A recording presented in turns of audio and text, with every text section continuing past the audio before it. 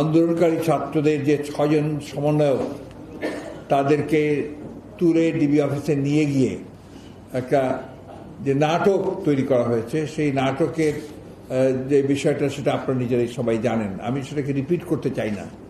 শুধু কয়েকটা প্রশ্ন আমি আপনার জাতির কাছেই রাখতে চাই। সেটা হচ্ছে যে এই ধরনের ঘটনা ইতিপূর্বে আমরা রাজনীতিতে কখনো দেখিনি।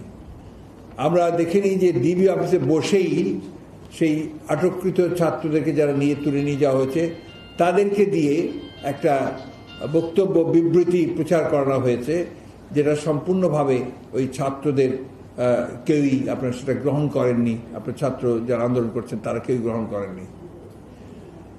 আপনি লক্ষ্য করে দেখবেন সেখানে একটা জিনিস নিশ্চয়ই আপনারা সবাই লক্ষ্য করেছেন যে নাহিদ যে সমন্বয়কারী আপনার পড়ছিল, আপনি যে দেখা হয়েছে তাদের সে যেভাবে বসানো হয়েছিল লম্বা করে, তার মধ্যে নাহিদের পরনে আপনার একটা লুঙ্গি ছিল, সেটাকে ঢেকে রাখার জন্য একটা খবরের কাগজ লম্বা করে পেতে দেওয়া হয়েছে।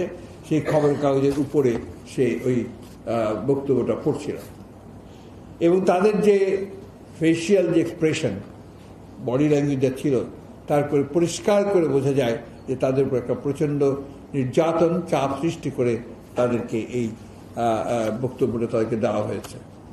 এবং আমি যেটা আপনার পরবর্তীকালে লক্ষ্য করলাম যে তাদের অভিভাবক কিছু আমি জানি না তারা কতজন অভিভাবক, তাদেরকেও একইভাবে চাপ সৃষ্টি করে তাদেরকে কিছু বক্তব্য দেওয়া হয়েছে। এবং আপনারা জানেন যে একটা খাবার নাটক করা হয়েছে, ডাইনিং টেবিলে বসে একটা খাওয়ার নাটক তৈরি করা হয়েছে। এটা আপনার ডিবি অফিসের অবশ্য একটা নামই হয়ে গেছে, আপনার ভাতের হোটেল হিসেবে একটা নাম হয়ে গেছে। তো এগুলো কখন কোন কনে হয়, যখন আপনার এক ধরনের ব্যাংক্রাপসি যখন আপনার সেই প্রতিষ্ঠানের এবং সরকারের মধ্যে এসে পড়ে। আপনার ডিবি আপনার একটা প্রতিষ্ঠান, যে প্রতিষ্ঠানটা আপনার সরকারের একটা অত্যন্ত গুরুত্বপূর্ণ একটি প্রতিষ্ঠান। সেই প্রতিষ্ঠানের একমাত্র দায়িত্ব কি শুধুমাত্র আপনার যারা আন্দোলন করছে, যারা গণতন্ত্রের জন্য সংগ্রাম করছে অথবা তাদের অধিকারের জন্য সংগ্রাম করছে তাদেরকে গ্রেফতার করে তাদেরকে নির্যাতন করা এবং তাদেরকে নিয়ে এই সমস্ত নাটক তৈরি করা? নিশ্চয়ই না। ডিবির আপনার সুনির্দিষ্ট দায়িত্ব, টার্মস অফ রেফারেন্স আছে তাদের কাজের, এবং সেটা সরকার নির্দিষ্ট করেন, সেই দায়িত্বগুলো তাদেরকে পালন করতে হয়।